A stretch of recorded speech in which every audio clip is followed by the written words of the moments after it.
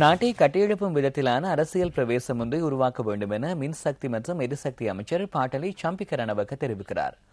ஹோமாகம மீகோட பிரதேசத்தில் நேற்று நடைபெற்ற வைபவம் ஒன்றிலேயே அவர் இதனை கூறினார்.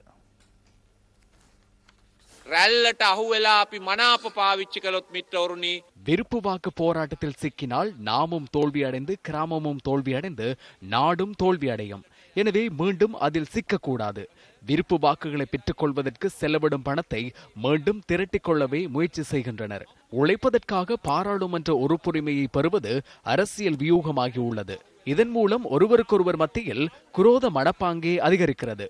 குழப்பம் விளைவித்து போஸ்டர்களுக்காக சண்டையிட்டுக் கொள்ளும் அரசியலுக்கு பதிலாக முன்னுதாரணமான அரசியலை மேற்கொள்ள வேண்டும்.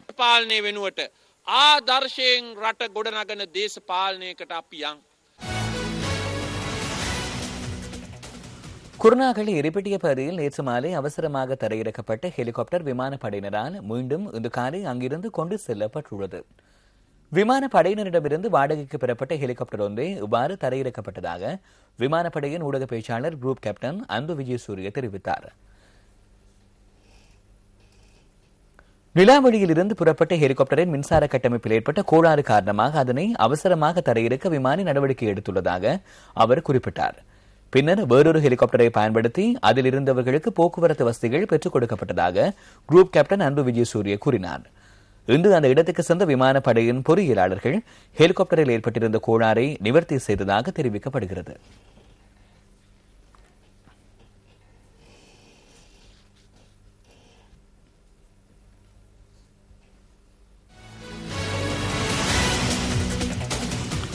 நியூஸ் ஃபர்ஸ்ட் வீக்கெண்ட் பிரதான செய்திகளில் அடுத்து சக்தியின் தேடலில்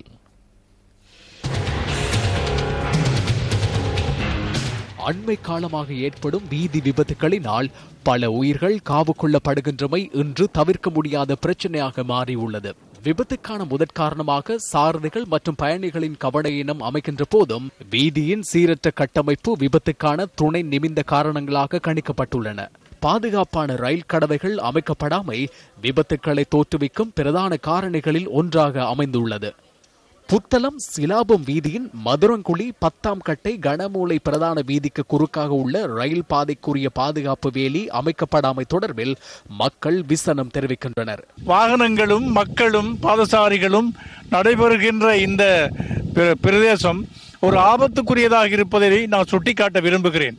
இந்த பாதுகாப்பற்ற புகையிரத கடவையினூடாக பல்வேறு சந்தர்ப்பங்களிலும் விபத்துக்கள் இடம்பெற்றுள்ளதாக பிரதேச மக்கள் தெரிவிக்கின்றனர்.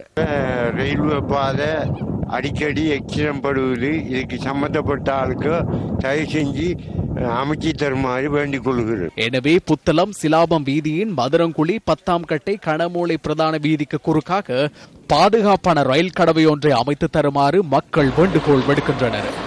இலங்கை ரயில்வே அதிகார சபையின் தலைவரே, இது உங்களின் கவனத்துக்கு. கலாவாவிய நீர்மட்டம் குறைவடைந்துள்ளதனால் சிறுபோகத்துக்கு தேவையான நீரை பெற்றுக்கொள்ள முடியாத நிலை ஏற்பட்டுள்ளதாக மகாபலி அதிகார சபை தெரிவிக்கிறது. சிறுபோகத்தில் 50% வயல் நிலங்களில் விவசாய நடவடிக்கைகளை மேற்கொள்ள அனுமதி வழங்கப்பட்டிருந்த போதிலும் 90% நிலப்பரப்பில் அவர்கள் விவசாயத்தை மேற்கொள்வதாக அதிகார சபையின் அத்தியட்சகர் தெரிவிக்கிறார். கலாவாவியின் மூலம் மகாவலி எச் வலயத்தில் 8000 ஏக்கரிற்கும் அதிகமான வயல் நிலத்திற்கு நீர் பாய்ச்சப்படுகிறது. மகாவலி எச் வலயத்தில் சுமார் 20,000 விவசாய குடும்பங்கள் இந்த நீரின் மூலம் விவசாய நடவடிக்கைகளை மேற்கொள்கின்றனர். எனினும் தற்போது கலாவாவியின் நீர்மட்டம் குறைவடைந்துள்ளது. 16 அடியாக நீர்மட்டம் குறைவடைந்தால் நீர் விநியோகத்தில் பிரச்சனை ஏற்படும் என மகாவலி எச் வலயத்திற்கு பொறுப்பான வதிவிட வர்த்தக முகாமையாளர் தெரிவிக்கிறார்.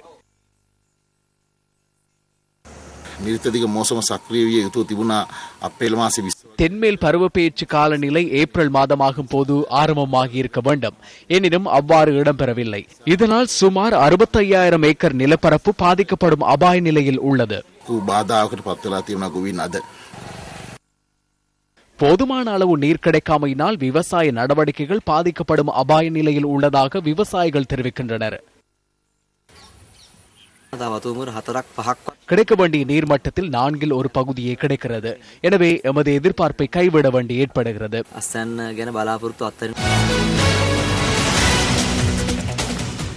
வெலிகம பிரதேசத்தில் தெங்கு பயிர் செய்கைக்கு ஏற்பட்டுள்ள தொற்றுநோய் காரணமாக பாதிக்கப்பட்ட செய்கையாளர்களுக்கு வழங்கப்பட்ட நட்டஈடு போதுமானதாக இல்லை என ஐக்கிய தேசிய கட்சியின் பிரதித் தலைவர் சஜித் பிரேமதாச தெரிவிக்கிறார். வெலிகம பிரதேசத்தில் தெங்கு செய்கையாளர்களுடன் இடம்பெற்ற கலந்துரையாடலின் பின்னர் அவர் இதனை தெரிவித்துள்ளார்.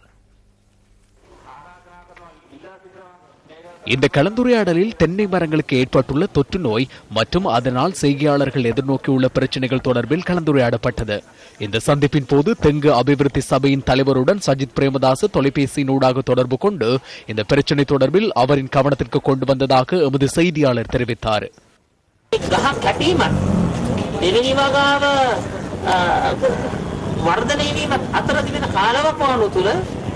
මිනිසුන්ට ජීවත් වීමේ යම්කිසි ජීවනෝපායකට මොකක් හරි ශක්තියක් දෙන්නට ඕන. ගහ ඉවත් කිරීම නම් තිබෙන එකම විකල්පය தென்னை மரங்கள் அகற்றப்படுமானால் பாதிக்கப்பட்டுள்ள செய்கையாளர்களுக்கு உரிய தீர்வொன்றை பெற்றுக் கொடுப்பது அவசியமாகும். 2000 ரூபாய் என்ற சிறிய தொகையை நட்டு ஈடாக வழங்கியுள்ளனர். தென்னை செய்கையாளர்களை கண்காணிக்கும் முறை அசாதாரணமானது என்பதனை நான் இந்த சந்தர்ப்பத்தில் சுட்டிக்காட்டுகின்றேன். ஏன் இந்த நாட்டு மக்களை அரசாங்கம் பாதிப்புற செய்கிறது என்பதனை நான் கேட்க விரும்புகின்றேன். මං අහන්නේ මේවටනේ ආණ්ඩු තියෙන්නේ. මොනවටද රටේ ජනතාව ආණ්ඩු බිහි කරන්නේ? இதேவேளை ஐக்கிய தேசிய கட்சியின் பிரதி தலைவர் சஜித் பிரேமதாஸ் ரோஹுணு பல்கலைக்கழகத்தின் மாணவர்களை சந்தித்து கலந்துரையாடினார். இந்த சந்திப்பின் போது பல்கலைக்கழக மாணவர்கள் எதிர்நோக்கியுள்ள பிரச்சினைகள் தொடர்பாக ஐக்கிய தேசிய கட்சியின் பிரதி தலைவர் ஆராய்ந்துள்ளார். காவிரி ஒன்றியத்தால் முன்வைக்கப்பட்டுள்ள லிபிய தலைவர் கர்னல் முகமது கடாஃபி இல்லாத அரசாங்க பிரதிநிதிகளுடனான பேச்சுவார்த்தையை அந்நாட்டு கிளர்ச்சியாளர்கள் வரவேற்றுள்ளனர்.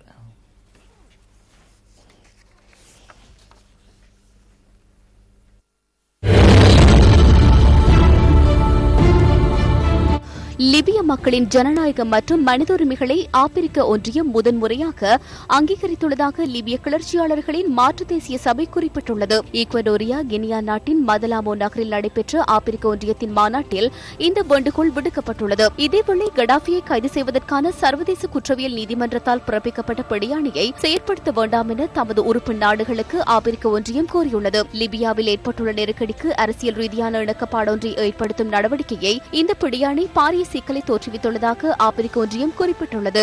எனினும் சர்வதேச குற்றவியல் நீதிமன்றத்திற்கு எதிராக நடவடிக்கையாக இதனை எடுத்துக் கொள்ள வேண்டாம் என ஆப்பிரிக்க ஒன்றியத்தின் தலைவர் ஜின்பிங் கூறியுள்ளார். ஆப்பிரிக்க கண்ட நாடுகளை இலக்கு வைத்து சர்வதேச குற்றவியல் நீதிமன்றத்தால் பாகுபாடான முறையில் நடவடிக்கை முன்னெடுக்கப்படுவதாகவும் அவர் தெரிவித்துள்ளார். லிபிய அரசாங்கத்தின் பேச்சாளர் முசா இப்ராஹிமும் ஆப்பிரிக்க ஒன்றியத்தின் இந்த முன்மொழிவை வரவேற்றுள்ளதாக பிபிசி செய்தி வெளியிட்டுள்ளது.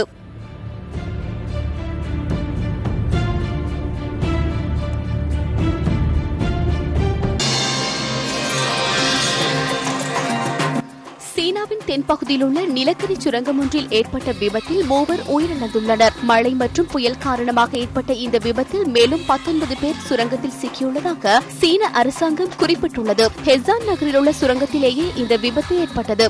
இதேவேளை மீட்பு பணிகளை மேற்கொள்வது மிகவும் சிரமமாக உள்ளதாக மீட்பு பணியாளர்கள் குறிப்பிட்டுள்ளனர். மெக்சிகோவில் போதைப்பொருள் கும்பல் மேற்கொண்ட துப்பாக்கி பிரயோகத்தில் 15 பேர் கொல்லப்பட்டுள்ளனர். நிலக்கரி சுரங்க அகழ்வுகள் அதிக அளவில் மேற்கொள்ளப்படுகின்ற மத்திய மாநிலமான ஜாக்கட்காஸ் பகுதியில் இந்த சம்பவம் இடம்பெற்றுள்ளது.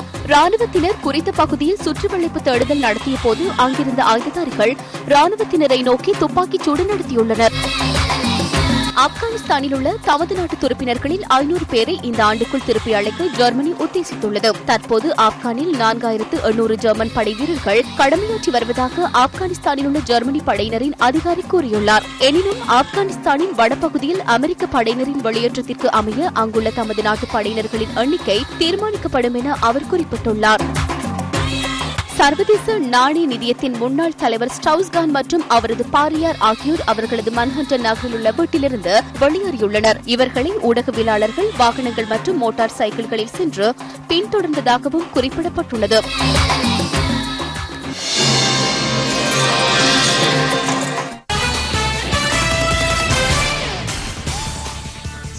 இரண்டாவது சர்வதேச ஒருநாள் கிரிக்கெட் போட்டியில் இங்கிலாந்து நிர்ணயித்த 246 ஓட்டங்களை நோக்கி இலங்கை தற்போது சவாலாக துடுப்படுத்தாடி வருகிறது.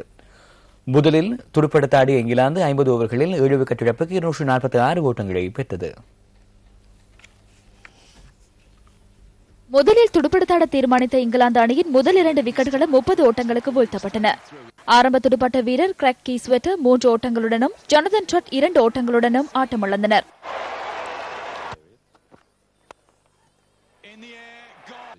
அடுத்து வந்த கெவின் பீட்டர்சன் 41 ஓட்டங்களை பெற்று சற்று ஆறுதல் கொடுத்தார்.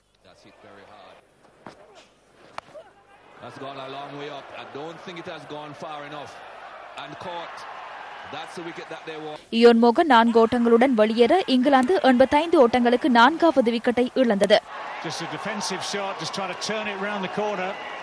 எனினும் தனியொருவராக பிரகாசித்த அணித்தலைவர் அலிஸ்டர் குக் அபாரமாக துடுப்படுத்தாடினார்.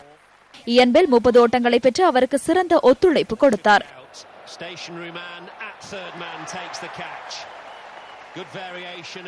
அணித்தலைவர் அலிஸ்டர் குக் தனது 2வது சர்வதேச ஒருநாள் சதத்தை எட்டினார். 143 பந்துகளை எதிர்கொண்ட அலிஸ்டர் குக் 13 பவுண்டரிகளுடன் 119 ஓட்டங்களை பெற்று ரன் அவுட் ஆனார். டிம் பிரஸ்னன் 26 ஓட்டங்களை பெற்றுக் கொள்ள இங்கிலாந்து அணி 50 ஓவர்களில் 7 விக்கெட் இழப்புக்கு 246 ஓட்டங்களை பெற்றது. பந்துவீச்சில் ஜீவன் மெண்டிஸ், லசித் மாலிங்க, சுரங்க லக்மால் ஆகியோர் தலா 2 விக்கெட்டுகளை வீழ்த்தினர்.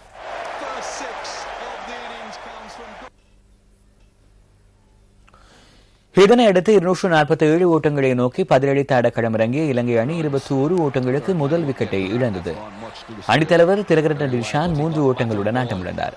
எனினும் அதன் பின்னர் இணைந்த மாஹலி ஜெயவர்தன மற்றும் தினேஷ் சந்திமால் ஜோடி சிறப்பாக துடுப்படுத்தாடி வருகிறது.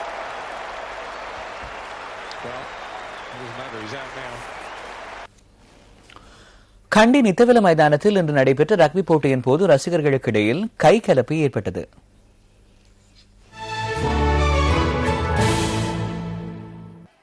முதற்தர கழகங்களுக்கு இடையிலான ரக்பி லீக் போட்டிகளில் இலங்கை விமானப்படை மற்றும் கண்டி கழக அணிகள் இன்றைய போட்டியில் பல பரீட்சை நடத்தின.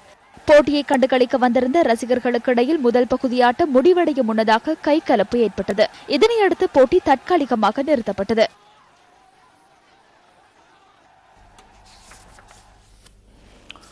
ஹவானாயினும் 18 நிமிடங்கள் கழித்து போட்டி மீண்டும் ஆரம்பிக்கப்பட்டது.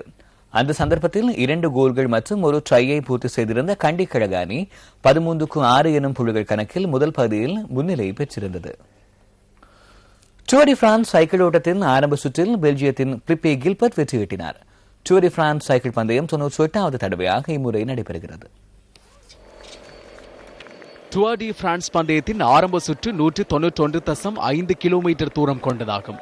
இந்த பந்தயத்தை பெல்ஜியத்தின் பிலிப்பே கில்பர்ட் முதல் வீரராக கடந்தார். அதற்காக அவருக்கு 4 மணித்தியாலங்கள் 41 நிமிடங்கள் 31 செகண்ட்கள் சென்றது. மேலும் 3 செகண்ட்கள் தாமதித்து பந்தயத்தை பூர்த்தி செய்த ஆஸ்திரேலியாவின் கெட்டல் இவென்ட்ஸ் 2ஆம் இடத்தை பிடித்தார். நார்வேயின் தோர் ஒஷோட் 3ஆம் இடத்தை அடைந்தார். மகளிருக்கான உலகக்கிண்ண கால்பந்தாட்ட தொடரில் அமெரிக்கா காலிறுதிப் போட்டிக்கு தகுதி பெற்றது. சி குழுவில் நேற்று நடைபெற்ற போட்டியில் கொலம்பியாவை வீழ்த்தியதன் மூலம் அமெரிக்கா காலிறுதிக்கு முன்னேறியது. மகளிர் உலகக்கிண்ண கால்பந்தாட்ட தொடர் ஜெர்மனியில் நடைபெறுகிறது. இதன் சி குழுவுக்கான ஒரு போட்டியில் அமெரிக்கா நேற்று கொலம்பியாவுடன் மோதியது. போட்டியின் 12வது நிமிடத்தில் அமெரிக்கா முதலாவது